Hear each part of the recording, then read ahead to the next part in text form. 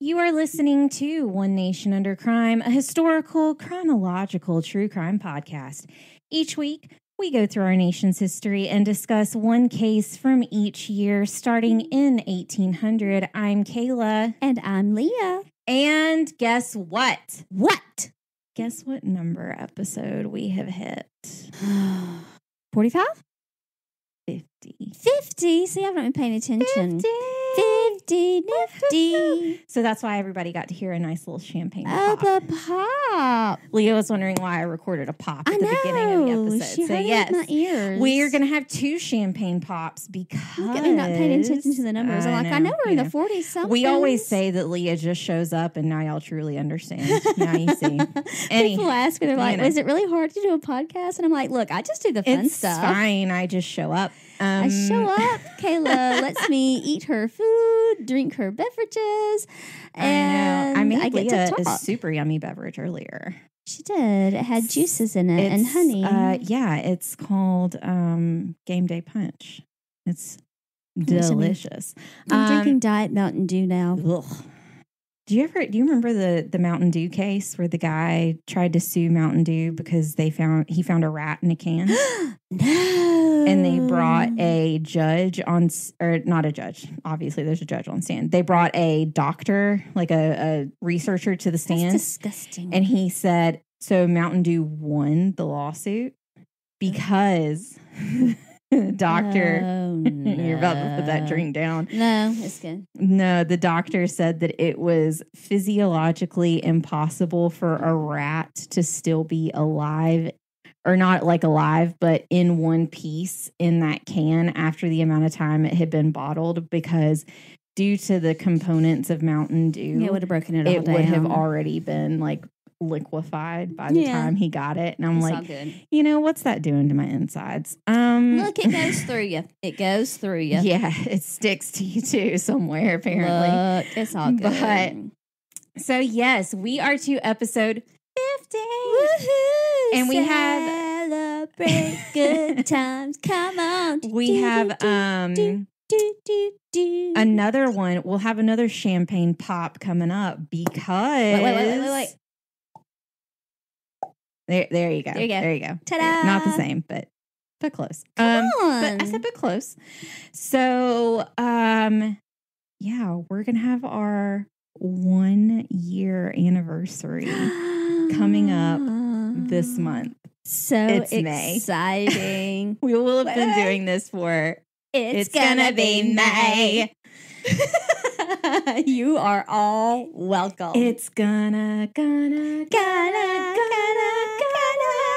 It's gonna be May. All that I do. Anyways, I saw, so Lance Bass did the dance for that on TikTok the other day. One, I love Lance Bass. I am aware I am not his type. I am aware I am not. However, so I was in. You can still love him though. I wanted him to be my boyfriend. Like, I loved. So he was your Jordan Knight. See, I was an NKOTB girl, and Jordan Knight was. We'll talk about them. My crush. Actually, what? We'll talk about briefly. Anyways, not in this episode. So anyhow, but I love them. Oh God. Anyways, yeah. So it was Lance Bass and Nick Carter. So Lance Bass, NSYNC, Nick Carter, Backstreet Boys. They were my 2. Mm-hmm. So I've always been an NSYNC girl. Always will be an NSYNC girl because she's younger than me. Well, if you're choosing between 2 bands, and one of them is called NSYNC, literally they are NSYNC, or the Backstreet Boys, I mean, who are you choosing? But New Kids on the Block. Even in my logical mind, I was like, NSYNC is where it's at. I mean, I understand. Look, if you ever watch the documentary about Lou Pearlman, who was the one who started, anyways, he's trash. He's all. I'll go ahead and point out he's also dead, and you know that I do not subscribe to the concept of just speaking nice about people who are dead because they're dead. Like I don't. I don't agree with it. You know, just because you call die, a spade, it doesn't make you a saint. I'm sorry. Call a spade a If spade. you are I'm with you on that. I said this in a video once. I'll clean up my language. If you are a trash person in life, you're still a trash person in death. I'm sorry. Unfortunately, just because you're not physically here anymore doesn't mean that what you did when you were physically here doesn't still make you a trash person. Yeah, it doesn't mean it didn't happen. I mean, anyways, yes. And the documentary about Lou Pearlman was produced by none other than Lance Bass. Well, there you go. Love him. If he's listening, and I know he is, because obviously, I love you. I will totally be your BFF for life. God, he's just. What was the TikTok you were going to talk about? He's still precious. He was doing the dance for that because, and he did it yesterday for the It's Gonna Be May. It's gonna be May. Yeah, and somebody was like, "It's almost as if you've known it for 20 years," and he was like, "I can neither confirm nor deny." So this is also, even though it's episode 50, this is also another milestone in the podcast because I've been teasing that it's going to happen for quite a while. What is it? We're going to start, as of this episode, as of today, covering 2 cases per year. What? So I said that it was coming. We're honestly getting to the years where there's too many good cases coming up that we can't, I can't choose one for the year. I just indecisive. Can't. I am in some ways, in others not at all. We know this, but I can give examples. The cases that we have, my indecisiveness is Kayla, would you like champagne or vodka to mix with your orange juice? Yes. That's when I become indecisive. And I'm like, you know what? Am I feeling a mimosa or no? I will say I was at the airport. Oh, we're not going to go airport stories, friends. Anybody who is listening who knows of my saga this week, hi, new friends. I know you are there. I know y'all are listening. Hello. And you know exactly. Hello, Austin friends. That's all we'll say. You know exactly who you are. Thank you for loving my friend. And they'll tell you I was also very nice. Which is surprising. Right? You just don't really know the real After Kayla. She had on her face. 0 sleep. I'm so proud of her. 0 sleep. Look at my baby all grown up making you friends. I'm so proud. She gave hugs. Mushu and Mulan. Yeah. So proud. I'm so proud of my baby hugging people. I mean, she's not a truly, hugger. I'm not. 2:30 a.m., no alcohol, no sleep, no nothing. That's the report I got. She was like, Leah, they are huggers. Leah. Which I'm fine with because everybody is literally there.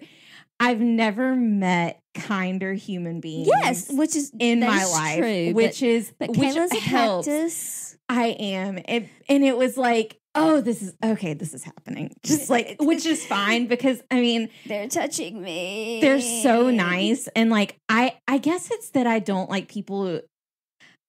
I don't know. I haven't quite. You don't like people. Figured it out yet. No, I really don't.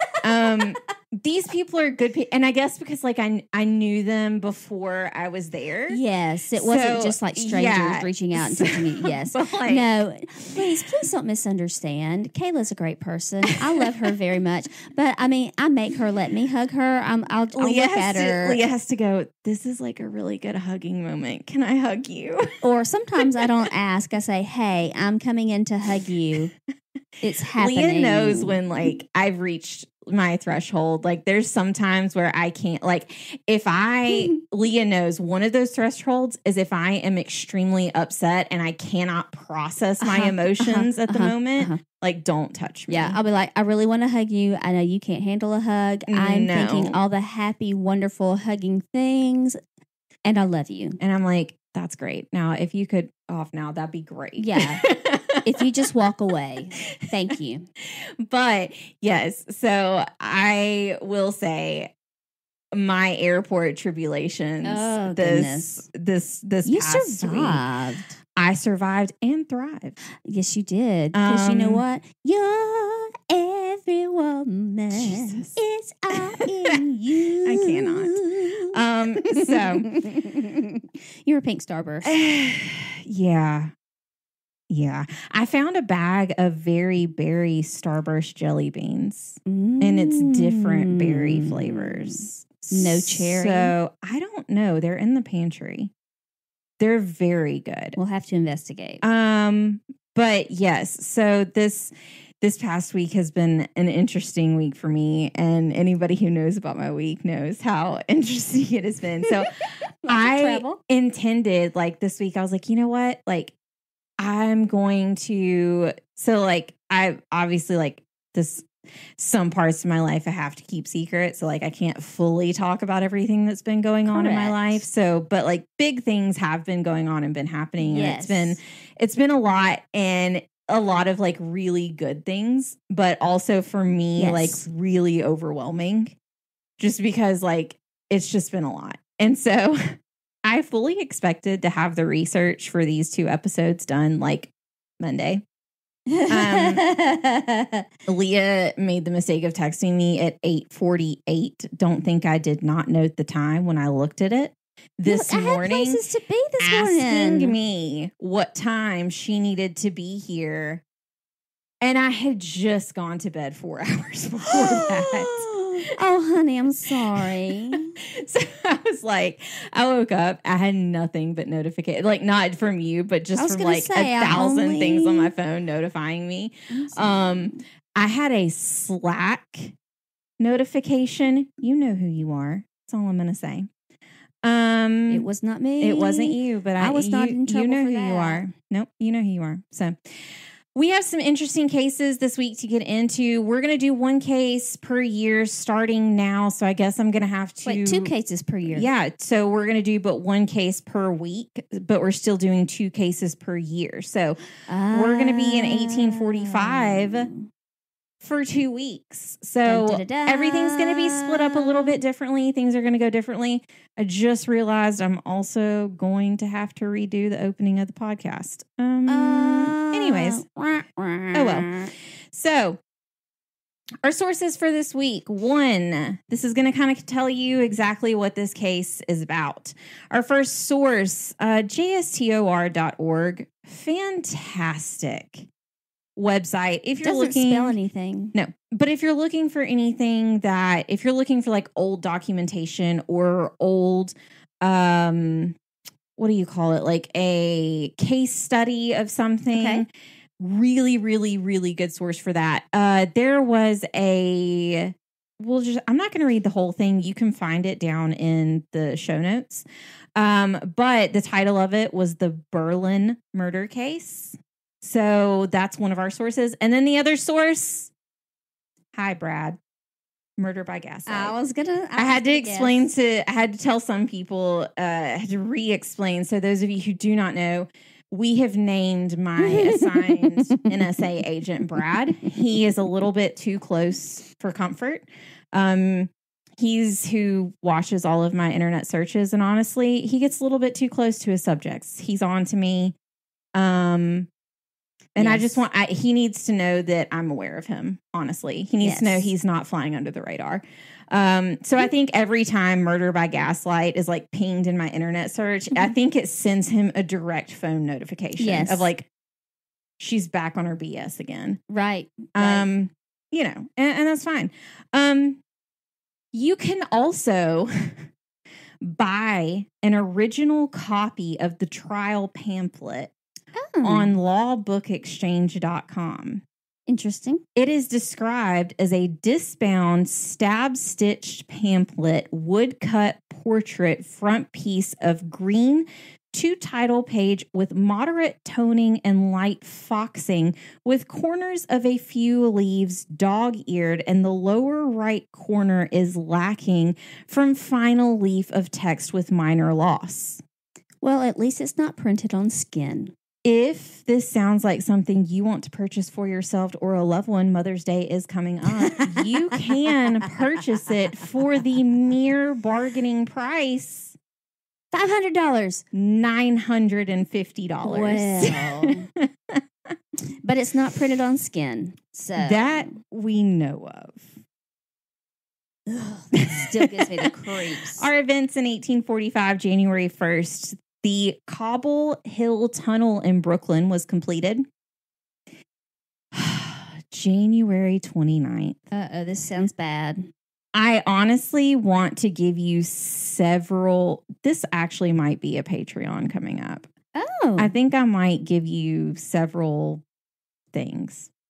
And several things. And then make you, for Patreon, get you to a certain point and then make you read this as a monologue and see how far you can make it through. Make me read it? Oh, no. This sounds bad. And you know what I mean.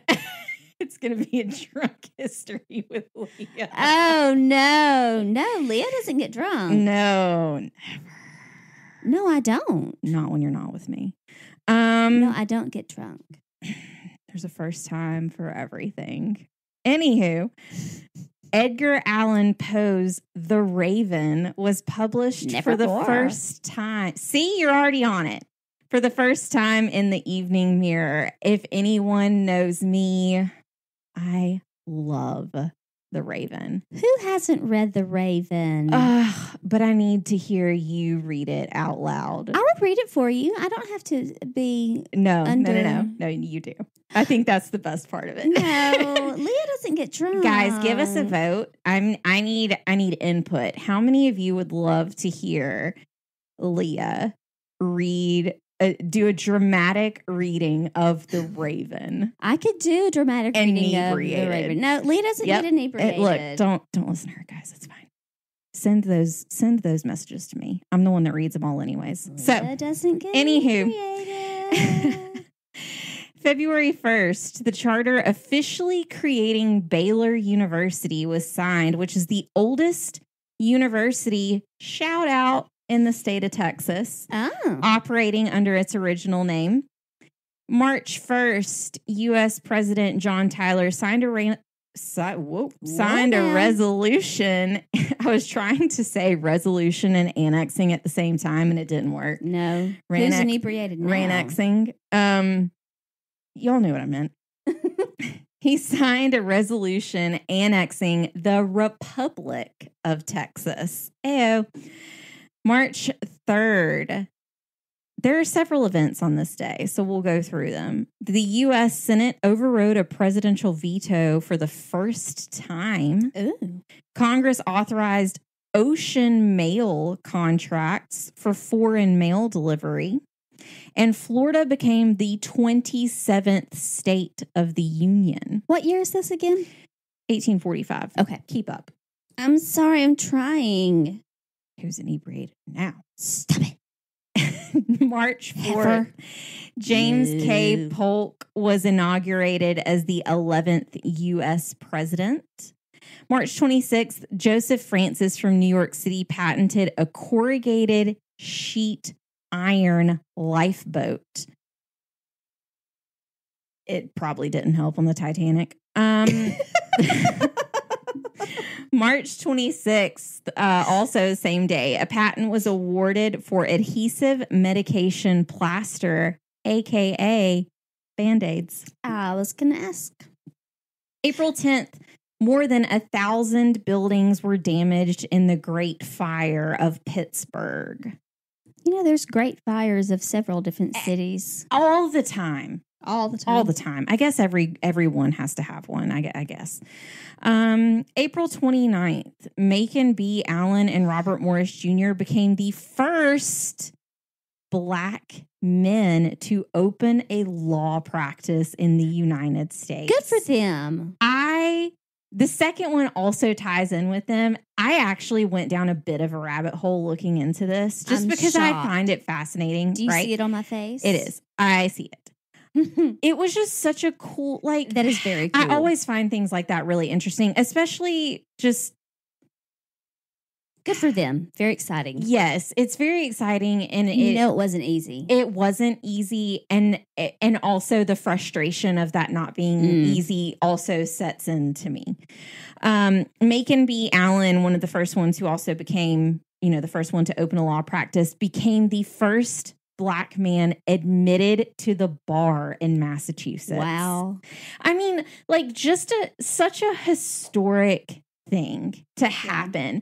And to be able to say, like, you were that person for something like that to happen, who came, like, you were so close and so far from history at that point, because like slavery wasn't even outlawed everywhere at this point. But and that's such a trailblazer too. And that is so insane to me. Yeah. To think about. Well, but then, you think about, I've told you, my dad never went to school. Yeah. Yeah, we talked about that in an episode. And that's just insane. Like one generation away from that. Exactly. We are so close and so far from those events at the same time that it's unimaginable. So many people can say that was so long ago, but it wasn't. Truly think about. So think about it this way. Ask your grandparents, not even your parents, like, because Leah's young. Thank you. We'll say. You almost were kind to me. Almost. So I can't do it. So, I mean, seriously though, ask your grandparents if they're still living. Mm-hmm. Ask them what it was like for them, and you will truly see, like, to you to say, oh, that's my mom's mom, that doesn't seem like that far removed from yourself. But really it is. But truly see how far removed that is. Like if your grandparents, my grandparents, my grandfather fought in World War II. Yeah. It's insane. Like, and some people say, like, oh, my grandfather was in Vietnam or things like that. And it seems. But really find out about it. And it seems so far away mentally, but really think about how far away that truly was. Like the Salem witch trial was far away. Mm-hmm. The 1800s, like, that's not that far away. Yeah. That's like 2 generations ago for some people, depending on how old you are. Like, I think the oldest woman in the world, she just died this past week. She was 119. Yeah. So she was born in what? 1904? 03? I don't math. I don't either. That sounds about right. Either way, she was born before 1910. Yeah. Imagine everything that person has seen, from the point of no telephones, like, really in your house, to having an iPhone. Well, before the Titanic sank. I mean, it is insane. So truly, like, that, to see events like this. And all the things that have changed. I mean. So crazy. One thing that you made me think of when you said that it was the first law practice owned by Black lawyers, the show that I watched that let's be clear, Black men specifically. Black men. Well, yes. Yes. That patriarchy's at it again. Well. We're still super proud, but where the Black women at? I know.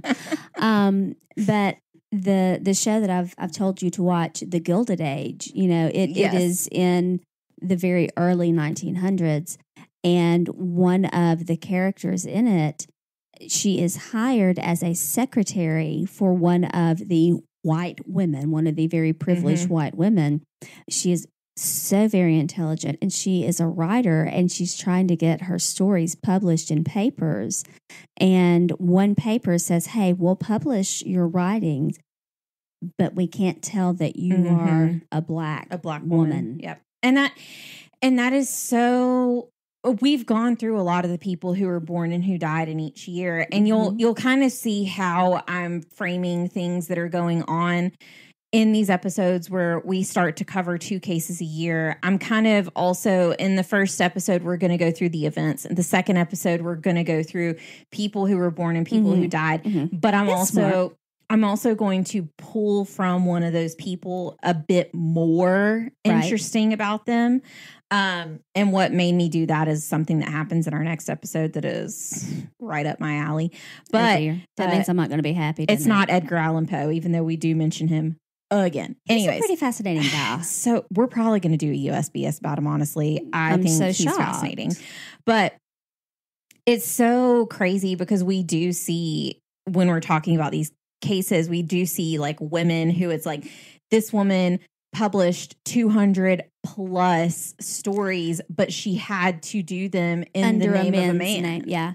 And there's a town that's named after her, but it's not named after her. It's named after her male pseudonym. Like, it's insane. But I love the fact that now the shows that are they show that this happened, whereas before none of this was really shown. No, and there's so much. I appreciate that they do show that this happened, and there's so much. And I think doing this podcast especially has definitely shown you and I more of this side of things.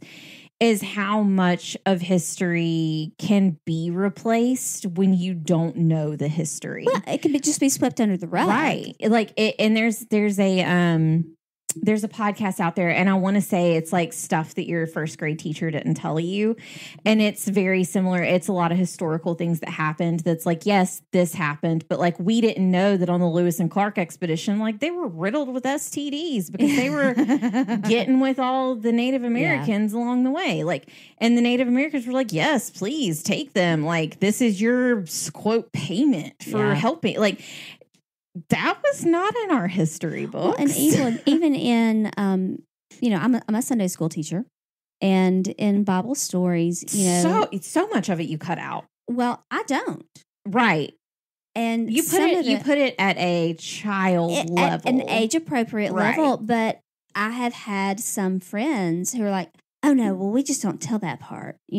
No, we don't talk about that they drank wine. But you know what? That's factual. But that's what happens. Tell the factual part. There have been some things recently that have happened personally, I'll say, that have been glossed over in such a way. I don't even think I've told you about. I'll tell you about it later. I was gonna say, I don't know. I don't know this. That quite agree with. Like you said, not telling someone the full story of what something is. Yes. Yeah. For let's what? tell age appropriate. For what? Yeah. Like let it be age appropriate, but let's tell the truth. Like people who don't want their kid, like this is just a good example. People who don't want their kids to know that they drink.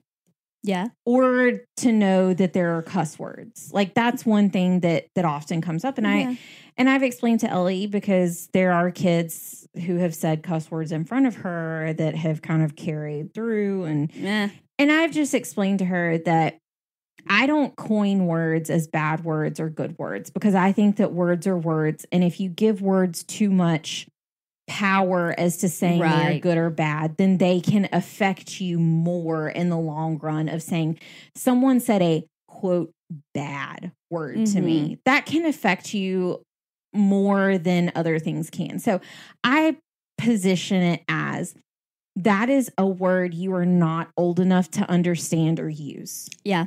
Period. And you're not in an age to say that. But I don't coin it as, oh, that's a bad word. And if you use that word, that makes you a bad person. Like, oh, yeah. That doesn't make you a bad person. Murder makes you a bad person. Like, I just don't. And the same thing that goes with drinking is like, I may have a drink out, like a glass of like champagne or a mimosa or whatever sitting on the counter. And she's like, can I have that? And I'll say, no, you can't.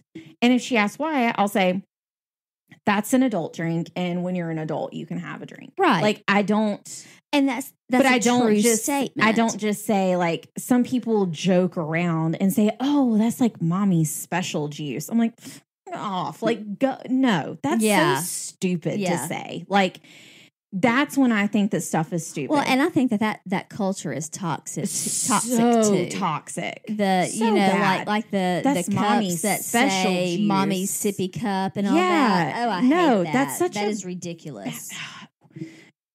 I think that the Mommy Sippy Cup group and the Boss Babe group, I think they cross at some point, because I freaking hate people who call themselves Boss Babes too. Like I don't like that whole culture, but I mean, know what you're getting for Christmas. Yeah. Boss Babe Sippy Cup, and throw it out in that creek in the backyard. But yeah, I mean, I totally agree. If you're going to discuss history, or if you're going to discuss like you do, you teach Sunday school. If you're going to try and teach adult concepts, then you need to teach it. You don't need to say, oh, this never happened. Yeah.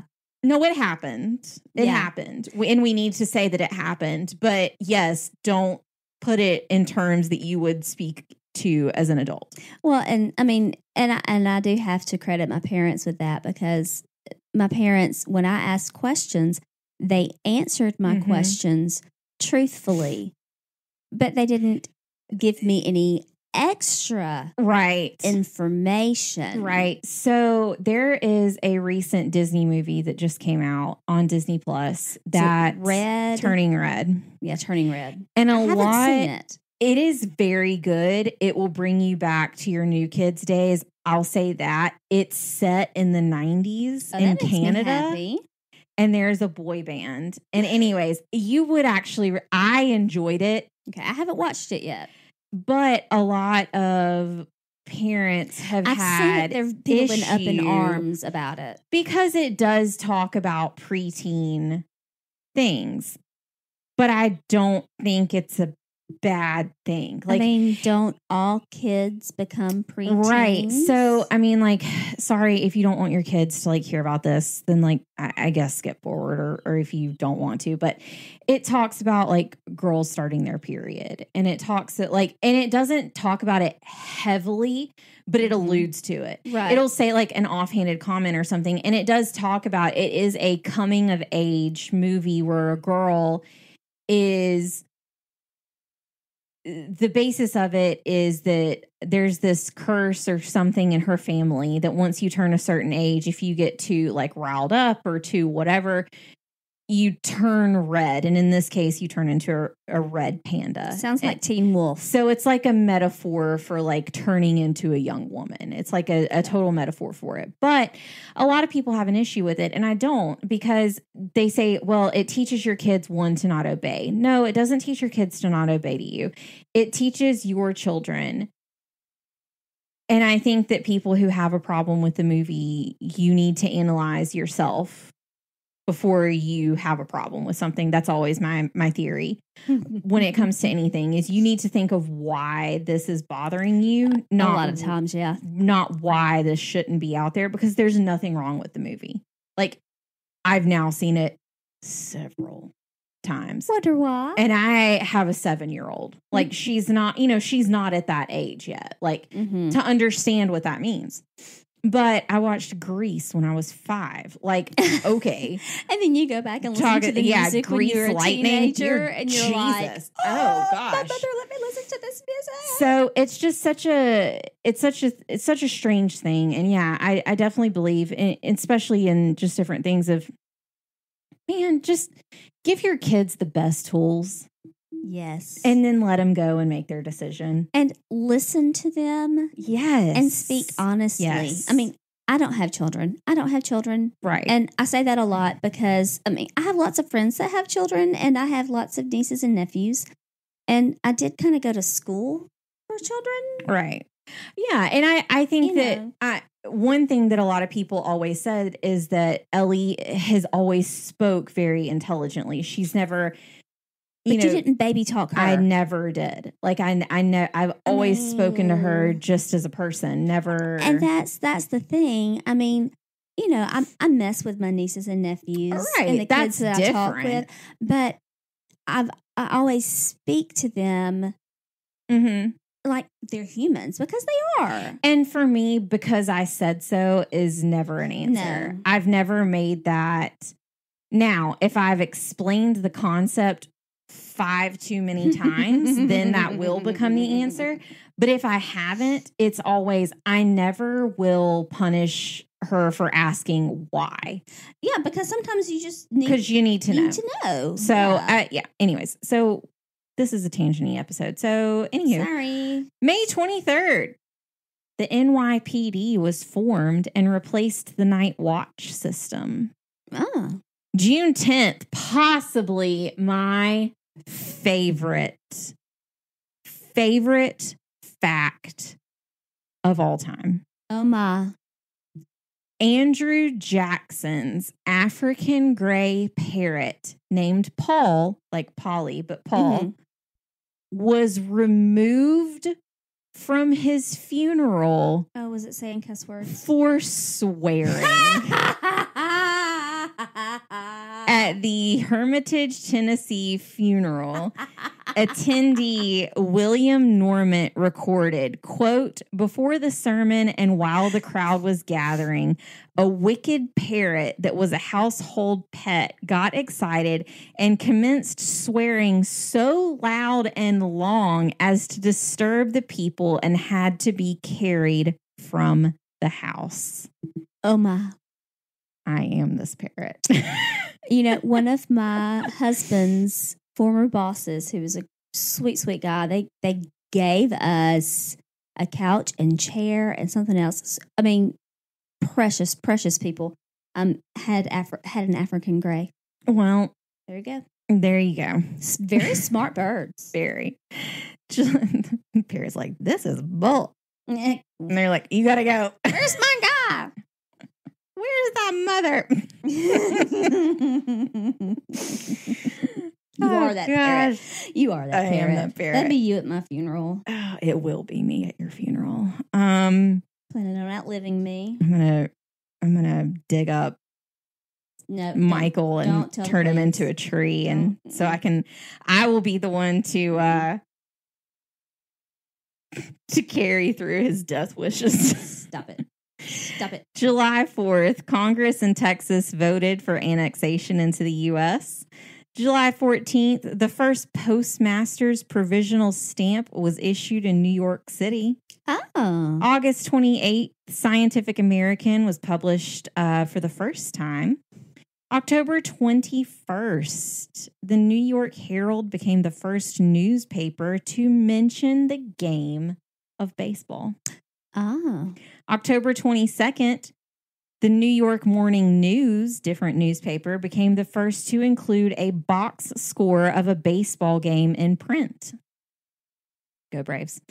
December 2nd, President Polk announced to Congress that the U.S. should aggressively expand into the West, which the newspaper editor John O. Sullivan coined the widely held belief term manifest destiny. So it was a newspaper editor who coined the term manifest destiny. I just thought that was very interesting because I always thought that it was like a president, like a government thing. Nope. Now we know. December 5th, the Templars of Honor and Temperance were founded in the United States. December 27th, we can all take a moment of silence for this as women. Okay. Anesthesia was used for the first time in childbirth in Jefferson, Georgia by Dr. Crawford Long. Thank you, Dr. Crawford Long. You have no idea. Well, I mean, I really don't. I'm not That is true. I wasn't saying that, but yeah. I mean, I haven't experienced it. I won't experience it. I mean, I'm 42, so I mean, miracles happen. They do. However, Mary was quite young, though.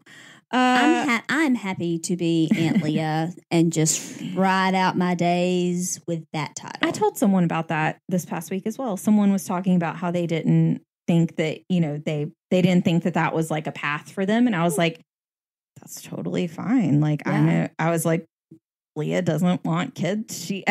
And so I was like, it people almost make me feel bad as though I'm being selfish. And I was like, oh no, Leah will tell you I love kids, but I love sleep more. Like, she'll make you very aware. I mean, I love my babies. Children who I am not even blood related to call me Aunt Leah. And I mean, I buy them all the presents. I go to all of their functions. But you can also I'm their biggest fan. Give them candy and send them home. And peace out. I mean, deuces, look, heading to the house. Look, I get it. Trust me. I love sleep. December 29th, Texas was admitted as the 28th state of the Union. There you go. And then on to our case this week. A lot of Texas this week. A lot of Texas. It's kind of funny. I didn't plan that because I wrote all of that stuff out several weeks ago, but Interesting. Yeah. February 18th of 1845, Marianne Wyatt was found dead in her home just 8 days after marrying Henry Green. That is a very short marriage. This week, we are in the small town of Berlin, not Berlin. It is I was going to ask how it was spelled. It is in New York. It is spelled exactly the same. But I had to look it up. And one of the articles that popped up was 25 names of towns that you thought were said differently. That's funny. And Berlin, so it's Berlin, not Berlin. New York was in there. So they were in Rensselaer County, and I put in parentheses, these peeps are everywhere. And it was named after Berlin, Germany. Pronunciation is not the same. The town was settled in 1765, and it was named in 1806. It was formed from the town of Petersburg, and it is one of roughly 16 towns in New York State, that share a name with a German town, which I just thought was interesting. Well, I mean, you said Petersburg? So Petersburg and Berlin both were some of... I mean, like St. Petersburg. Yeah, you know. I think it's roughly, I counted from what I could find, so roughly 16. Yeah. Yeah, it's just interesting. Can I say something? Go for it. So their marriage, you said it was 8 days? Mm-hmm. I thought my marriage was going to be shorter than that. True. He almost died.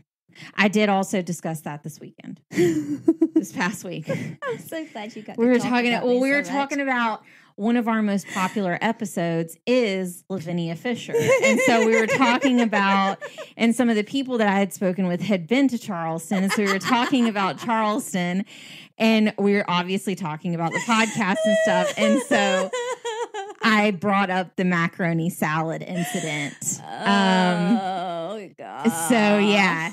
Yeah. So yes. Yeah. So I'm just saying, I'm glad that it lasted a little bit longer. I mean, 20 years and counting. Which was funny because when I said something about Leah, like this year, she's been married for 20 years. Someone went, wait, what? When did she get married? So it was really funny. That's great. Okay, continue. I'm sorry. I just, I'm proud that he did not succumb to the macaroni salad, and he has, bless his heart, put up with me for that long. I think we're all a little thankful for that. So I'm proud of him. There isn't too much information regarding Berlin, even though I did try to find more. So, anyways.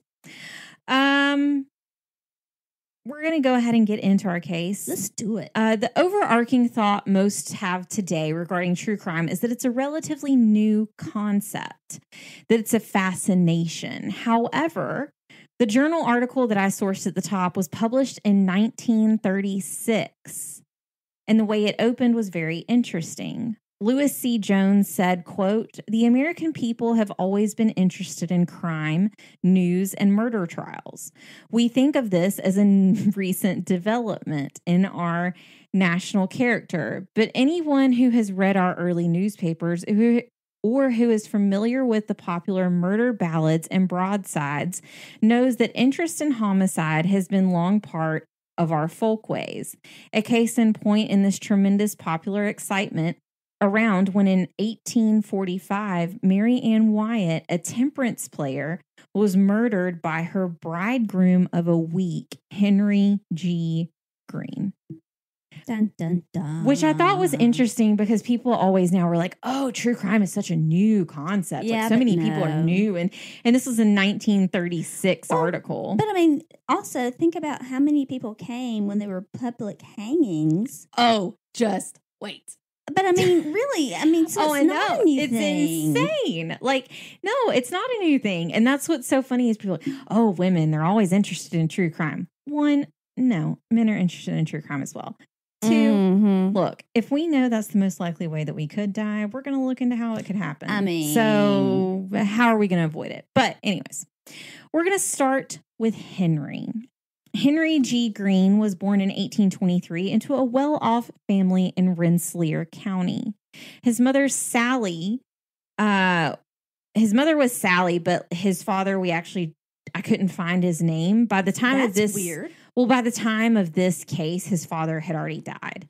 So But still, if it was a well-to-do family, you would think. There's not even a Wikipedia page on this case. It was very hard to kind of find some information for. So, but I'm just saying, if it was a well-to-do family, you would think there would be more. Exactly. More information on them. Exactly. There was only the information that his father was deceased by the time of the incident. Henry started working when he was 16 as a clerk in a nearby town of Troy. It is likely his experience in Troy is what led him to return to the town of Berlin and open a store of his own in 1842. This also happened right as he was expelled from the local Baptist church for intoxication. Baptists don't like that. I put no real explanation as to what exactly that meant. But just look, we'll assume. What's the difference between a Presbyterian and a Baptist? Baptists won't speak to you in a liquor store. There you go. That should They're tell still you there. Why. That should tell you why he was expelled from the Baptist church. Because he could have been quite intoxicated with a young woman. You don't know. Look. Based off of our definition of prostitution, we figured out that you are one, ma'am. So, that's not nice. You're also intoxicating, so you could get kicked out of the Baptist church. You, again, Am I wrong? Heifer. Am I wrong? Would you please Am I wrong? Moo for me? Moo. There you go, heifer. I'm fine with it. Okay. As long as you're okay with I'm it. fine with it. It's a social choice, honestly, at this point.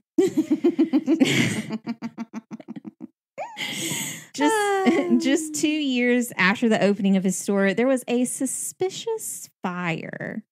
The insurance company did end up paying for the damages, but his uncle, Joel Mallory, was the director of the insurance company at the time and was likely the reason for the claim being paid out. Oh, interesting. That will come back. Henry honestly just didn't know when to quit because in the same year of the fire, he also participated in a riot.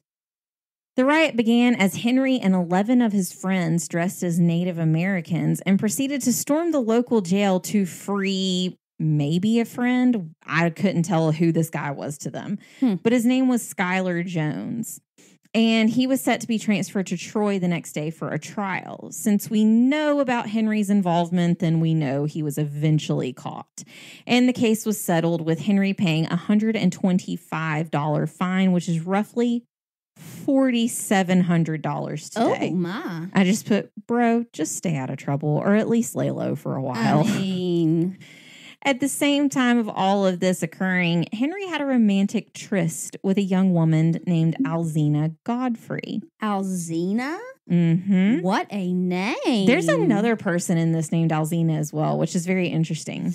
Wow. So it must have just been a name around that area at the time that was popular. But Alzina.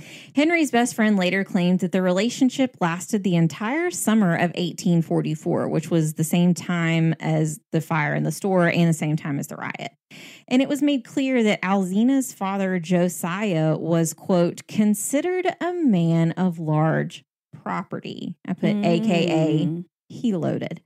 It's interesting that this is brought up by his best friend, and it makes you wonder if the reason this relationship didn't last is due to the events that had already occurred that year. And maybe Henry wasn't viewed as a good fit for Alzina. After all, Henry's family was considered well off, even after the death of his father. And since Henry and Alzina would be in the same social class, there wouldn't really be too many other objections to them being together. Alzina is not the victim in our case this week. Yeah. I mean, okay, let's just stop for a second. We're about to stop again in a second, so go for it. The doctor hands you this precious little baby. There's another one coming up, so just be on But you're looking at her. I even looked up pronunciation for this name, and it was either Alzina or Alzina, which just made me think of Beelzebub for some reason. I mean, and you're looking at her and you're like, she is Precious a miracle. Alzina. She is precious. What should we name her? Alzina. Alzina. Alzina. Oh, Alzina. That's what we shall call this precious Xena, cherub. the Warrior Princess, Alzina. was a really good show. Yes, but I mean, I'm just saying. But Alzina. Alzina. In New That's York. what we'll call her. People. I mean, Okay. there could be worse. Continue. I just wanted to just call that. Well, to we're gonna. everyone's attention. It's fine because we're gonna call something else to attention in Okay. right now. Now on to Marianne Wyatt. I put BTW. We're going to call her Marianne because it reminds me of Alice in Wonderland. You know what I was thinking? Mary Jane. Gilligan's Island. Oh, Chester and Marianne. we are two different not people. Mary Jane. We are two very. Did you different ever people. notice that the girl's name in Scooby-Doo, in the Scooby-Doo live action, the blonde, it's Amy Adams, her name is Mary Jane? I don't really remember that movie so much. We've watched it several times. Obviously, my daughter loves Scooby-Doo, That's kind of funny that that's her name. but her name is Mary Jane. That's not And her and surprising. Shaggy like each other, which is very funny. Anyways, that's very appropriate. so we're going to jump off on another tangent for a moment because I feel that it is necessary. But I did put, for those peasants who do not recall the 1951 version of Disney's Alice in Wonderland, the White Rabbit calls Alice Mary Ann because he thinks she is his maid. Speaking of which, again, this is where the tangent comes in. I'm going to insert here that yes, I am following the Johnny Depp trial, and in true Kayla form, I have opinions. I saw somebody said I shall henceforth be referring to her as Amber Turd. Yeah. For anyone who isn't aware of this tidbit, I'm not going to speak to the trial at this moment.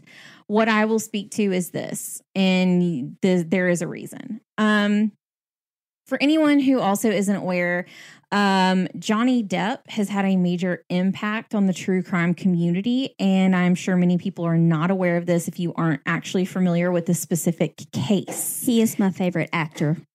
He's pretty great. He is my favorite actor, period. So anyways, let's get into it. Johnny Depp was one of a slew of celebrities that supported Damien Eccles, Jason Baldwin, and Jesse Misskelley Jr., collectively known as the West Memphis Three. All of the support of several of these people that the men are out of prison today. For those who are not aware, the three men were wrongfully convicted of the murders, and other celebrities that also quite literally put their money where their mouth was, other than Johnny Depp, were Margaret Cho. She's the assistant in Drop Dead Diva. She's also in 30 Rock and Sex and the City. Musicians such as Black Flag's Henry Rollins and Pearl Jam's Eddie Vedder. And Natalie Maines of the Chicks, which formerly was the Dixie Chicks, and Peter Jackson, who is the director of Lord of the Rings. All of these celebrities and several more collectively got together to put their money exactly where their mouth was and support these men. I found this quote. This is from a 2012 interview with Damien Eccles, who was one of the three men who was let out of prison after a very long time. And Damien Eccles said, quote, "If it wasn't for Peter Jackson and if it wasn't for Eddie Vedder, I really honestly have no idea what we would have done. Johnny Depp, has been with us every single step of the way since I got out. We did the book signing the other night in New York, and he was there for that, you know? Obviously, this isn't helping his career in any way. This is something he's doing entirely to help me. We've grown to love him dearly. He's become like a brother to me. We will always love him dearly." And like, that has nothing to do to help you as a human being. And anyways, we will eventually cover the case of the West Memphis Three. And honestly, it will probably be one that is a multi-parter, and honestly, probably one of the most emotional cases that I'll ever cover because I have such a soft spot for wrongfully convicted criminals, one. And if my dad had lived in this area at this time, he would have been lumped in with these men because my dad was an odd bird. Like he just was. And this was a case where the satanic panic was a massive thing at this time, which the satanic panic was never a thing. It was fully fabricated by the media. And this was a thing at the time. And these three guys, like, they were just weird dudes. Like, they were like, oh, they had this book and this book and this book in their library. And I'm like, dude, you want to come look at the books in my library? Because I would be going to jail right now with them too. Mm-hmm. Like, I mean, I have a book. Literally, my computer is sitting on the encyclopedia of murder. Like, all right, like these men. Brad would rat you out. You know, Brad already has, honestly. But it was just there was no physical evidence to tie these three men to the trial. They forced a confession out of one of them after keeping him there forever, questioning him about the murders, and he wasn't there. There was verifiable proof that this guy was in school when they were saying he was murdering people, and it never happened. And it's so frustrating because these men never once faltered that they were innocent. Never once. And it took, so West of Memphis was a documentary that came out that was what a lot of people saw that kind of pushed them into supporting these men who Damien Echols was in solitary confinement and on death row, and the other two men were in prison for life. And it's just it's hard to hear and it's hard to listen to because the thought of being solitary for 20 years. Oh my gosh. And being on death row when you did nothing except be weird. Like you were weird. And that was it. Like it's very frustrating to me. Johnny Depp, though, was one of the people who in this case, and a lot of people are not aware that he was also a part of this case because a lot of people know about Peter Jackson, who was the Lord of the Rings director, who helped a lot with this case. But it's collectively the supporters are now calling for justice for the West Memphis Six as opposed to the West Memphis Three. While it was referred to as the West Memphis Three due to the wrongfully incarcerated men, it has changed to Six because the actual murderer of Steve Branch, Michael Moore, and Christopher Byers is still out there and has been since 1993. Ooh. So they call collectively for the justice of the West Memphis Six because the three men had to do an Alford plea, which very quickly basically means you were saying, I'm not guilty, but I'm saying based off of everything, I know they could put me in prison. And the only way that the judge put forth that the three men could get out of jail was if they put forth an Alford plea, which is not okay. And there's a lot of things that have come to light with that. Anyways, a circuit judge has ordered, and that's kind of the reason why I'm inputting this here, which was just a really good tie around in my ADHD brain. A circuit judge has ordered a hearing on June 23rd of this year. So guys, like next month, there is a hearing to decide the dispute about retesting evidence in the case of the state of Arkansas versus Damien Echols. If you want to make a difference in a case, this is your opportunity. Please email, mail, tweet, send a pigeon, send a fax, however it's going to get there to representatives in the state of Arkansas regarding the case and push for the retesting of this evidence. What they are pushing for is there were ropes. Guys, not to be too in depth with this case because I can't discuss it that much because honestly, it really does affect me. These were boys. I mean, boys who were brutally murdered and assaulted. Who have not received justice. Yeah. There is the ropes that were tied around them have still been in evidence, and there is testing today that could be able to be found on the ropes, and they are trying to push for the testing of those objects to find the real killer. So you're saying there's technology that has been developed now that was not available then. Okay. And they are pushing for this to be retested to try, and not necessarily like, yes, the quote West Memphis Three, the men, they deserve for their names to be cleared because they haven't been for so long, and they were in prison. But also more so, and even Damien Echols, who's kind of like the forerunner of this movement of trying to not only get his name exonerated, but he's much more on the side now of he wants to find justice for these 3 boys. Yeah, that he is pushing for this to be done. Guys, it has taken a long time for a circuit judge to agree to a hearing because there is a lot of corruption in the county that they are in. They have said that evidence that has gone missing, which wasn't, it was literally like found in the basement. They were like, oh no, it all was destroyed in a flood. And then somebody came in and was like, it's all right here. Like it's not gone. There's so much corruption in this case. And guys, it's been since 1993. It has I was still in high school. I was at least born, but it's been almost 30 years since these boys were brutally murdered. No, wait, I was in middle school. Oh, there you go. Depending on when in 93. But they still have no justice. No, and there is, I will not say the name of the person who the evidence has strongly pointed towards.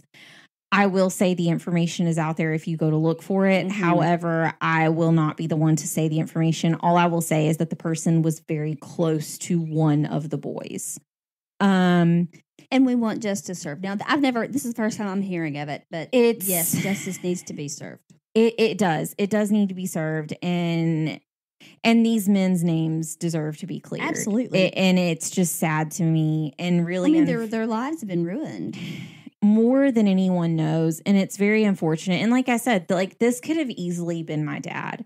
Like my dad was just one of those guys that like listened to music that people probably thought was kind of weird, and he had black hair and rode motorcycles, and like, you know, it was just one of those guys that like he was kind of like on the fringes of society, kind of like a little bit of an outcast. He walked to the beat of his own drum. Yeah, and it's like, so were these guys, but that doesn't make them a murderer. Like. Yeah.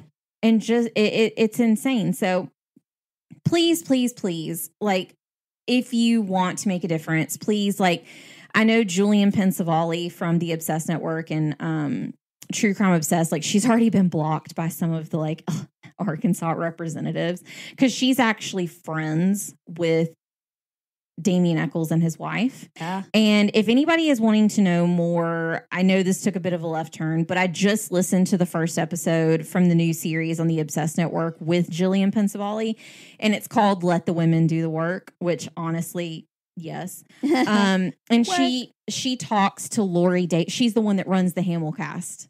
Okay. Yes. So see that exactly. So she actually talked to Lori Davis, who is Damien Echols' wife. And honestly, anything that we as a podcast can try and do and, you know, ask people to get justice for these kids and these men, like, I have to do it. I have to ask. It's and if you haven't listened to that episode, it is very good. And it actually opens with she talks about the first time she ever talked to Johnny Depp on the phone, and that when she answered the phone, she said he started talking and I knew exactly who he was. And like, I'm not going to say anything specifically about the case he's involved in until it's over.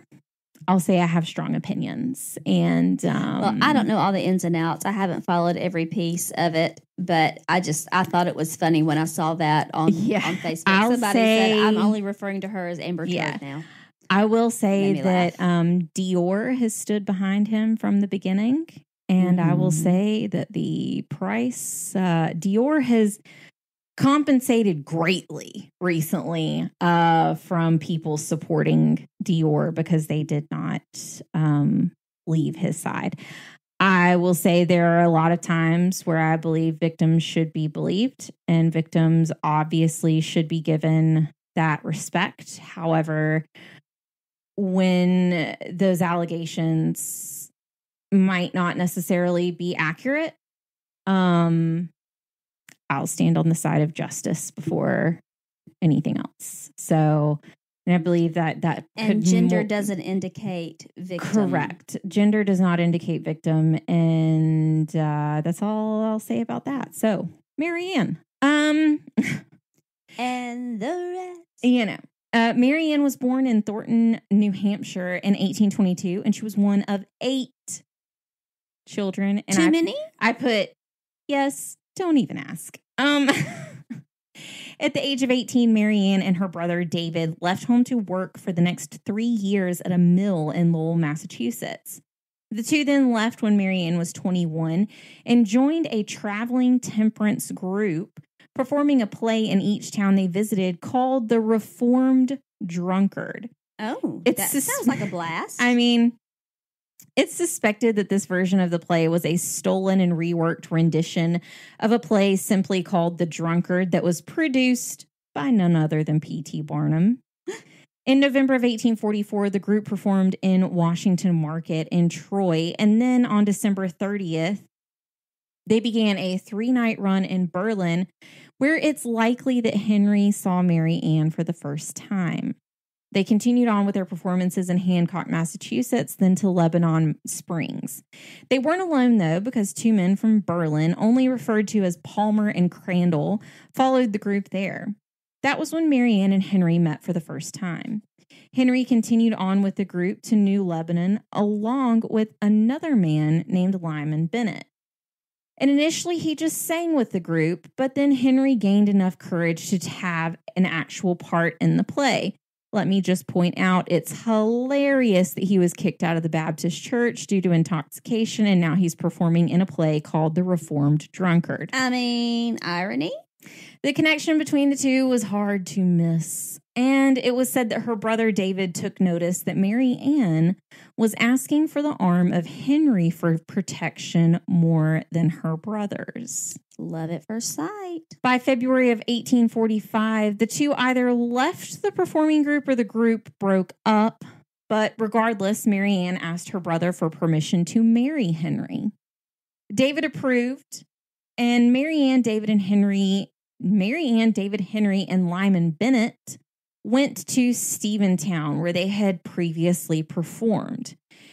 Now, the dates here are kind of important, and it was either on a Wednesday, February 5th, or a Thursday, the 6th, that they returned back.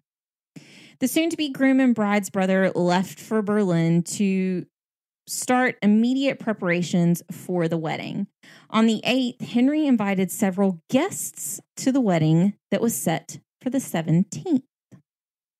These guests included his friends Olson Niles, Porter Dennison, Alzina and Mary Rhodes, who were daughters of the Green family's physician, and his former love, Alzina Godfrey. I put okay. Alzina. There's two. So there's an Alzina Rhodes. Yeah, she was the daughter of the family physician, and then Godfrey, who was his lover.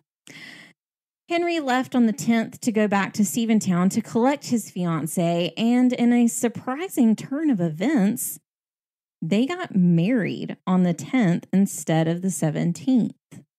The wedding was performed by Elder Spoon in the Christian chapel, and the bride's brother, David Wyatt, was the witness. They stayed in the town for a few days and then came back to Berlin on Tuesday, the 12th. David went to stay with Lyman Bennett, and the newlyweds moved into the residence of the Holes, who we'll call it from here forward the Hole House. And Marianne had actually stayed with this couple while she was performing in Berlin a few months before, so she knew them. It was carefully noted that Marianne was in perfect health at the time. Carefully noted. Mm-hmm. On Wednesday the 13th, Sally Green, Henry's mother, and his sister arrived in town. But Sally didn't run immediately to meet her new daughter-in-law. Instead, she went to the tavern, which was diagonally across the street from the Hull house that the newlyweds had just moved into. Once Sally was settled, she called for her son to visit her. Thankfully for us, there was a nosy tavern maid named Polly Ann Boone. I mean, I always gotta have a nosy Polly Ann. Yeah, I mean, Polly's a good name for a nosy tavern maid. Same name of that bird. She pressed her ear against the keyhole to hear what was going on. We know this because she testified in the later trial. Polly said that the two were speaking in hushed tones, and it was quite difficult for her to hear the conversation. I mean, rude. As if somebody was trying to have a private conversation, it is a bit rude that they wouldn't speak a little louder so I can hear your private conversation. Would you not please speak up a little bit? God, it's so rude. God. Anyways. I'm trying to hear you. Polly said that the two were speaking, like I said, quietly, but what she did gather was Sally telling her son that she knew what character Marianne had played in her performance, and she believed that she had the same attributes in her real life as well. Henry told his mother that Marianne was virtuous and that he married her for love. Later that evening, Henry told his friend Alson Niles about the conversation he had with his mother, and he repeated the fact that he married Marianne for love, and that if he were to compare his past love, Alzina, with Marianne, then Marianne was better in all ways. Uh-oh. Niles can never quite remember what Henry said about his mother's opinion of the marriage, but it was clear that Sally never went over to the Hull house to meet her new daughter-in-law. Oh. She did not approve. Just saying. I mean, interesting. The next day, Henry put together a sleigh ride for his friends as a compensation for him getting married without them. Alzina Godfrey was in attendance. Oh, the jilted one. The group left Berlin around noon, headed for Hosick, and they stopped at the home of a friend along the way. Something during the ride was said between Alzina and Henry, and even though it's not clear what it was, Henry started to regret the decision of getting married to Marianne. Lewis Jones wrote in the article that I cited at the top, quote, "Whatever it was, with whatever intent, it was potent enough to change Henry Green from a happy bridegroom to a headstrong murderer." Some believe that Alzina mentioned her intent to marry Henry herself and that she expressed disappointment in the marriage. However, scholars have put forward that it is most likely that after Henry had been away from Alzina for several months, he likely felt the previous spark between the two and longed for the financial and social standing that came along with the relationship, as opposed to Marianne, who was quite the opposite. The group arrived back from their sleigh ride around 10 p.m. that Thursday evening. Also take note that Marianne did not go with the group. She stayed behind because she was afraid of catching a cold on the sleigh ride. I was going to ask if Marianne was involved. She wasn't there. But by Monday morning... Curiouser. Mm-hmm. Little Alice in Wonderland. But by Monday morning, Marianne Wyatt was dead just 8 days after her marriage to Henry But not from a Green. cold. She was afraid of a cold. Should have been worried about something else. Henry was the immediate suspect once the events following the sleigh ride were corroborated with everyone after Marianne's death. At the trial on July 7th, the events unfolded and it was revealed that the day after the sleigh ride, Henry went to the family physician and told him that Marianne wasn't feeling well, and he obtained some, it says, physic pills, like it almost, but it almost looks like psychic, but it's not. So anyways, he went and got some opium pills that he made look like the medicine that he received from the doctor, thinking that they would kill Marianne. How precious. But all they did was make Marianne very sick, and she vomited immediately after taking them. So they didn't get in her system, didn't take care of business. He went to the tavern with his friends that evening, and instead of seeming like his usual joking self, he was very serious. Henry was talking to the local schoolmasters at the bar and made an offhanded remark about putting some arsenic out around the store. because he had a rat problem since the store had been closed up since the fire. I mean, dude. Henry wondered aloud how much they thought it might take to kill a person. And one of the men said that he heard that the amount held on the end of a knife would probably do it.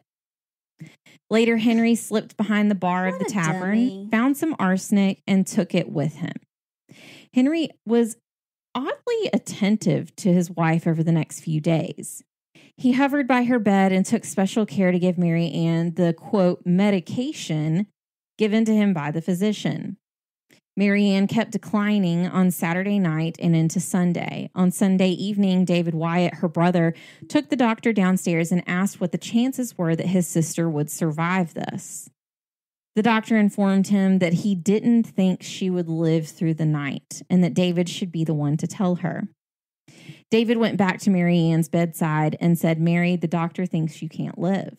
She replied, "Must I die and not see my mother?" She turned to her husband, Henry, and asked him, "Henry, have I ever deceived you?"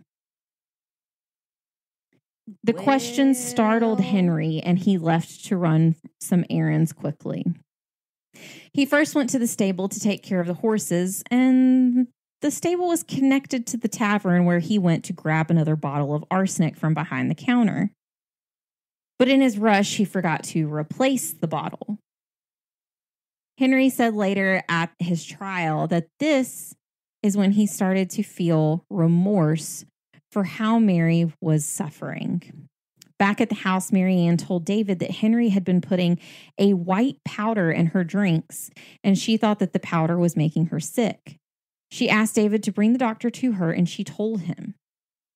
At the trial, the doctor recalled, quote, "Miss Green," he calls her Miss Green. I never call her Miss Green. I've always called her Marianne Wyatt because he doesn't deserve. Anyways, after I sat down by her bed, that after taking those pills, which Henry had given her on Friday, she had been in the most awful distress, and it seemed sometimes that she could not live.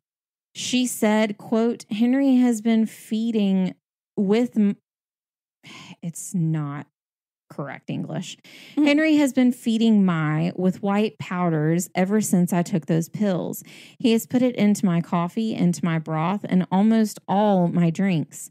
Yesterday, I asked him for some drink. He got some, turned his back to me, took a paper from his pocket, and dusted something into it that was white. He gave it to me. I asked him what he put in it. He says a little flour.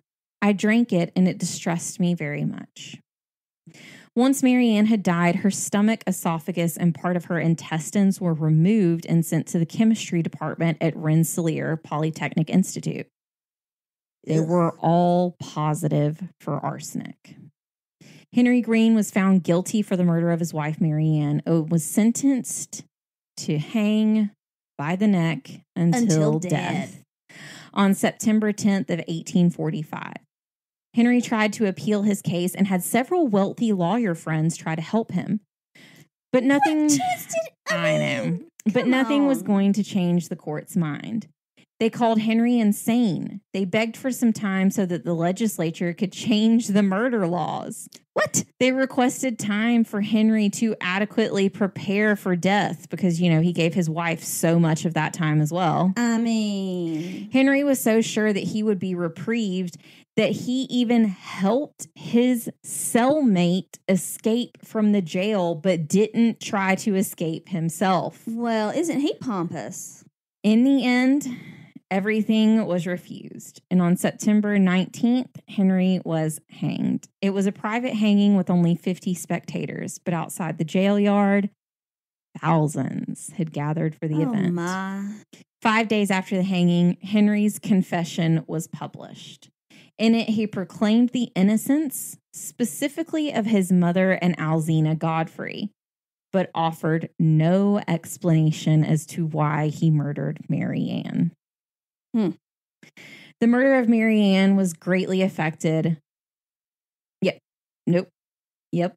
The murder of Marianne greatly affected Berlin, and a monument was erected in her honor. It was inscribed saying, quote, "This monument is erected by the citizens of Berlin in memory of Marianne Wyatt, the wife of Henry G. Green, who was married February 10th, 1845, and on the 18th day of the same month was poisoned by her husband with arsenic, without any real or pretended cause. Beautiful, intelligent, and virtuous, she was wept over by the community and violated law, justly exacted the life of her murderer as a penalty for his crime." Wow. But that isn't the only legacy that Marianne left behind. Oh, my. Her murder inspired a number of murder ballads. Oh, my. As Olive Lee Burt said in the American Murder Ballads and Their Stories, quote, "This case had everything a balladeer could ask for. A rich young man, a beautiful bride, passion, jealousy, married bliss, and tragedy. Practically everyone who could make a rhyme, it seemed, composed verses about the crime."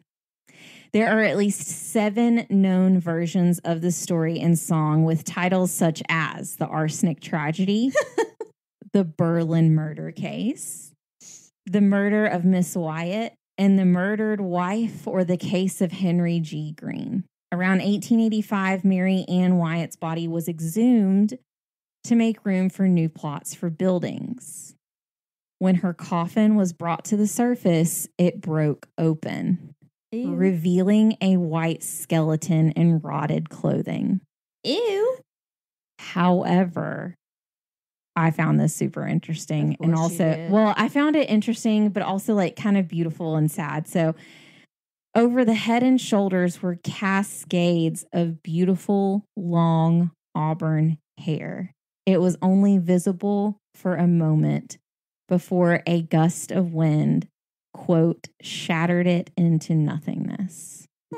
Which was just like she was just a flash. That's kind of what she was. It was just so, and for it to be like red hair and just like that, like, I mean, her skeleton was like, had been in there. So it was just this white and then like this bright auburn, gorgeous hair. And then just like the wind came and just, and that's kind gone. of how, what her marriage was. It was just a flash. Yes. Okay. It was just such a beautiful, sad. I can go with that. So are you ready for the Ballad of Mary Wyatt? Lay it on me, sister. "Come listen to my tragedy, good people young and old. An awful story that you shall hear, 'twill make your blood run cold. Concerning a fair damsel, Mary Wyatt was her name. She was poisoned by her husband, and he hung for the same. Mary Wyatt, she was beautiful, not of a high degree, and Henry Green was wealthy, as you may plainly see. He said, 'My dearest Mary, will you become my wife? I will guard you and protect you through all the gloom in life. Oh, Henry, I would marry you. I would give you my consent. But before that we'd been married long, I fear you would repent. Before we'd been married long, you'd make me a disgrace, because I'm not as rich as you, which oft-time is the case. Oh, Mary, dearest Mary, how can you grieve me so? I'll vow and declare that all is fair. I'll always prove true. But unless you consent to become my wife, you'll surely end my life. For no longer do I wish to live unless you are my wife.' Believing that he was true, she then became his wife. But little did she think, poor girl, that he would end her life. Oh, little did she think, poor child, and little did she explain that he would end her precious life. They had been married but not a week or two when she had taken ill. Great doctors were sent for to try and powerful their skill. Great doctors were sent for, but none of them could save, and soon it was proclaimed that she must go to her grave. Oh, when her brothers did hear of this, straight did they her to go, saying, 'Sister dear, you're dying, the doctor tells us so.' Saying, 'Sister dear, you're dying, your life is in an end.'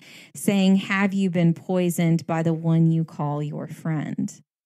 I'm on my deathbed lying, and I know that I must die. I know I'm going before my God, and truth I won't deny. I know my Henry's poisoned me, dear brothers, and for him sinned.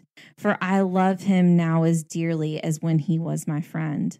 When Henry heard those tidings, straight away to his wife to see, saying, Mary, my dearest Mary, was you ever deceived in me? 3 times she called dear Henry and then sank into a swoon. He gazed on her indifferently and in silence left the room. Now Henry has deceived me, how my poor heart is wrong. But when I'm dead and buried, oh, don't have poor Henry hung. I freely have forgiven him, and she turned upon her side. In heaven meet me, Henry. And she sweetly smiled and died. Whoa. And that is one of these several ballads. I'm sorry, I'd be mad at him.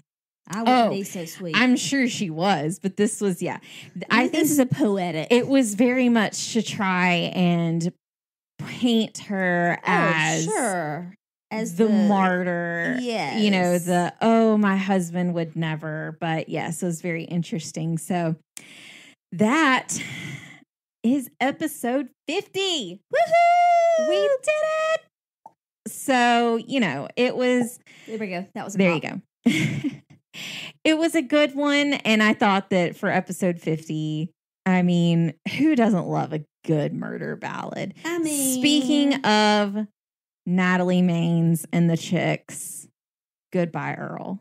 That's all I got to say about a good murder ballad. The first time I heard that song, I always connect it back. The first time I heard that song was when I went to a concert. I went to Tim McGraw and Dixie Chicks concert, and it was a new release. It had not been on the radio yet. And that was the first time I heard it. I was with some sorority sisters, and it was in concert. You gotta love it. They were one of the first concerts that I ever went to. My first concert, New Kids on the Block. They were one of my first. My first concert.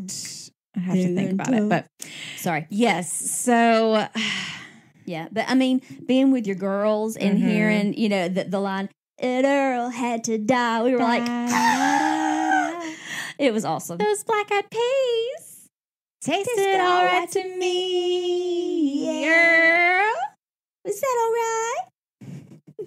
Let's go for a ride, girl. We'll pack a lunch. Such a oh my gosh, good. Have you? Oh my gosh, and her name was Marianne. Marianne Wyatt. Oh my gosh, you're right. Have you seen the shirts say some of y'all don't know what happened to Earl and it shows? Yeah. Yeah. That music video was hilarious. It was so good. But they've always been like, ugh. I'm sorry. I understand people love Stevie Nicks. I get it. I 100% do. I'm sorry. Their version of Landslide is awesome version. Haunting. Love it. I love a good, a lot of people don't understand what that means, but I love a good haunting version of a song where it's just it sticks with you and it's one of my favorite karaoke songs too. I love songs in a minor chord though. I do. Love a good tension in a song. Like Whiskey Lullaby with Brad Paisley and Alison Krauss. That's a really good one, too. What's the other one? There's somebody else who did a song Sheryl Crow and Kid Rock did that song. I ain't seen the sun in 3 days. I can't think of what it's called. But that's the song. Oh my gosh, what is the name of it? I mean, someone's screaming it. It's not me. Dang it. I put your picture away. I know.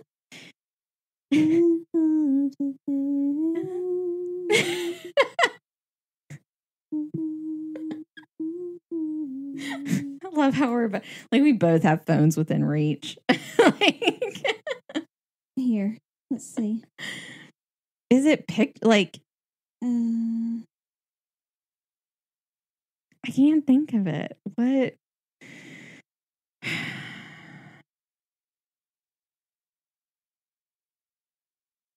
Have you got it yet? It's freaking called Picture. Yeah, but what? Yeah, but we need to be able to. Oh, yes, that is it. Oh, such a good song.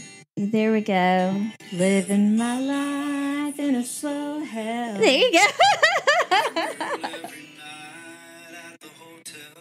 Guys, that's another one of those that's like, it's like Whiskey Lullaby with Alison Krauss. Like, it's such a good. It's so sad, but it's so which good. Is, Picture I can listen to. Whiskey Lullaby I can't listen to. Like, it cannot take me off guard. That's one of those songs that like it can't you have to be prepared.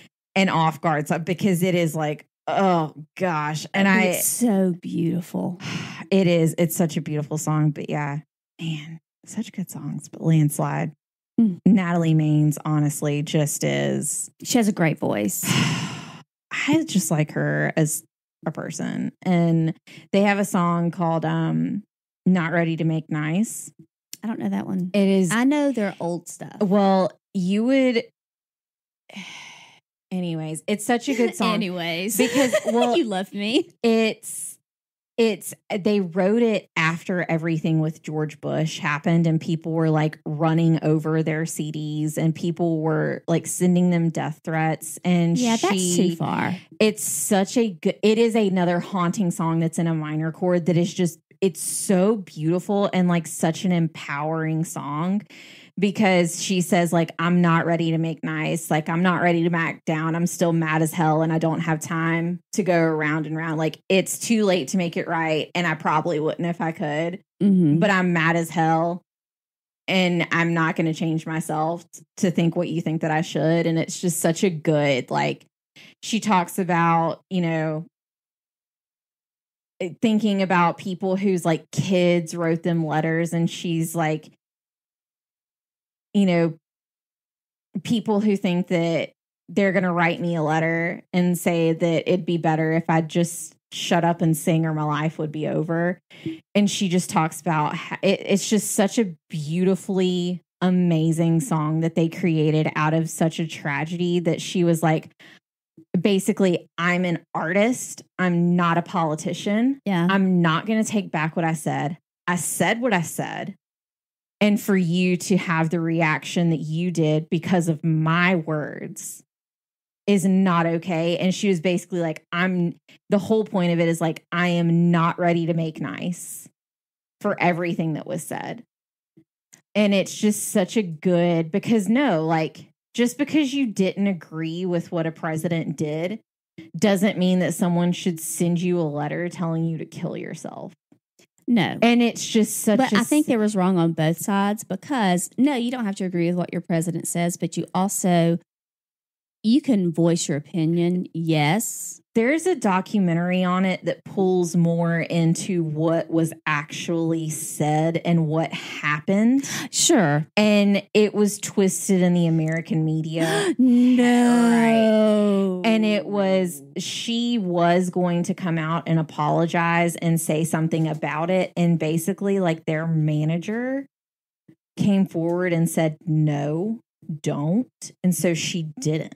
Like, it's just, there's so much backstory to it that's just there always is. I mean, with everything, there always is. Such a freaking good, like, knowing that she helped the West Memphis Three, knowing how much she has a lot of like stock in trying to help people and And she, look, they are. If you have ever seen them in concert, and I've seen them in concert more than once. So good. Amazing musicians. Such great musicians. I mean, if you have seen the sisters Marty and I can't remember the other one's name. Oh, it just left my head. But if you have seen them play their instruments, you're talking about young girls? My gosh. No, the sisters that play with Natalie Maines. Oh, yeah. I cannot. Yeah, they're both very if you talented. have seen them play, Oh, they're very talented. Goodness. Natalie Maines, though, she's just always like, she's just one of those women that, like, I feel like I would walk away from a meeting she's with like her. the Pink of country music. Yes. They do look really similar too. And they're very much their own person. I wonder if they're friends in real life. That would make me really happy. I mean, I can see them. They're very similar to me. I feel like I could have like a conversation with her and just walk away feeling like freaking empowered. Like, and you had a real conversation. I could flip a car over after talking to her, I feel like. But you had a real conversation. Yeah. Because she's a real person.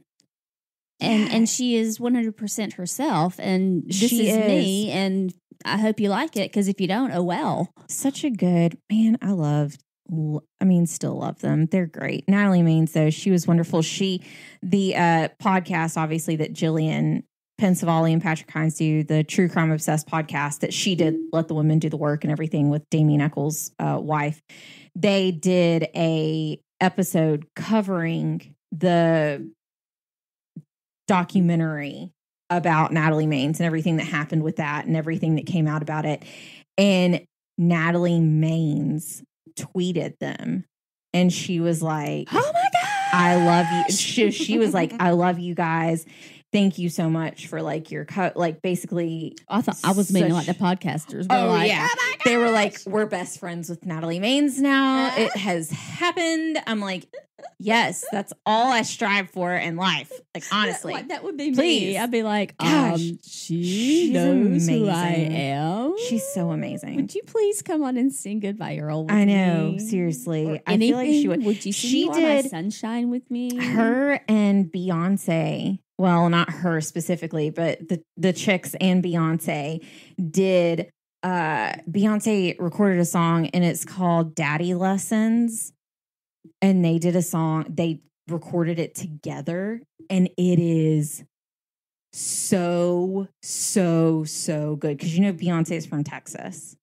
I didn't know that. Yeah. And it is, look it up on your way home. And it is specifically, I'll be driving on my way home. It is so good. Like, It's such just like a good, fun song. And you almost don't expect Beyonce to be in it, but it's her song, and she asked them to do like a different version with her, and it is so good. If y'all have never listened to that song, I want to say they did it on an MTV Awards like several years ago, but it is so good. It's called Daddy Lessons, and it's Beyonce in them, and it is great. That is everyone's homework assignment for this week. Go listen to it. I understand my assignment. It's amazing. And it's one of those, like, it's like, it's such a good song. She's dancing in her chair, guys. Like, dancing back and she's got her hair up in a top knot, so it's like bouncing while she's dancing. It's great. I rolled out of bed today. So, anyway, you're not going to find Beyonce on our website. One day you might. I mean, because we will be best friends because I'm fancy like her. Me and Natalie Maines will be best friends for all time. It will happen. I'm speaking it into the universe. So you can go to our website. You can. Any you and should. All, you Not should. only can you, but you should. You can find any and all ONUC information you were looking for. You can, guys, like literally find us on anything. You should know how to find us by now. It's episode 50. 50. So if put a little cent mark beside it, will be 50 cents. Right? You could be. Go, shawty. It's your birthday. We gonna party like it's your birthday. We gonna sip a Bacardi like it's your birthday. I mean, anyways. You're welcome. You're welcome. You can find me in the club, bottle full of love. I got what you need. Anyways, I can't. I gotta be done. Here. I mean, you got Fletcher dancing over here. That's what I do. So, if you love our podcast as much as we do, and you can tell that we love it, and we know that you do too, go and give us a 5-star review on Apple Podcasts. Guys, that's how we get more exposure in the podcasting world. That is how you show us your love. I mean, I tell everybody I can, but my circle is limited. Guys, and leave a comment when you do a 5-star review. Look, please. You can leave a comment and you could say, love Natalie Maines. She's the best. And that's all you need to say. Or Leah is my spirit animal. You could. I am. Well, I'm a lot of people's spirit animal, to be honest. I'm gonna say. What, a miserable heifer? Yes. No, wait, that's no, somebody no, else. that's you. That's you. No, I am a sleepy sloth. You're entitled. That is, guys, y'all have no idea. Anyways, we love each and every one of you. We know that y'all would roast us as much as we roast each other. So you know what? We show our love. As long as you give us a 5-star review, you can say whatever you want. And put a winky face after you roast so we know that it's in love. You know, that's just how we are. If you would like my drink recipe, let me know. It's delicious. I'm about to actually go make one now since we ran out of time to record a second episode today because that's just how we are. It's what we do. So we love you guys. If you want to find us on Patreon, you can go maybe in the next few weeks and see if I convince Leah to do a dramatic intoxicated reading of The Raven. Happen. I'll do a dramatic reading, but it's not going to be intoxicated. Guys, don't worry about it. I'll just keep feeding her drinks and then hand her the thing. It's fine. We'll I will not be intoxicated. Anyways, we love you guys. Look, as if I don't have extra room in this house. I do not get intoxicated. I'll let JMK know. I have made JMK's fine with it. I have made it 42 years without being intoxicated. You could feel a little freeing, honestly. You'll never even know, honestly. I have made it 42 years without being intoxicated. How many years? I'm proud of that. 42. How many? I'm just making sure. Okay. You are. We love you guys. I don't love her. No, I do love her. Yeah, you do. I do. You have to. We're related. You have no choice. Thorn in my side. The best one, though. Biggest one. Prettiest one, too. Most opinionated one. That is faux show. So, thank you guys for listening to this week's episode of One Nation Under Crime. We will see you here, same time, different crime, next week. Thankfully, we only made it through one time of saying that this week. Yes, and it's going to be the same year, though. It is going to be the same year, so thankfully.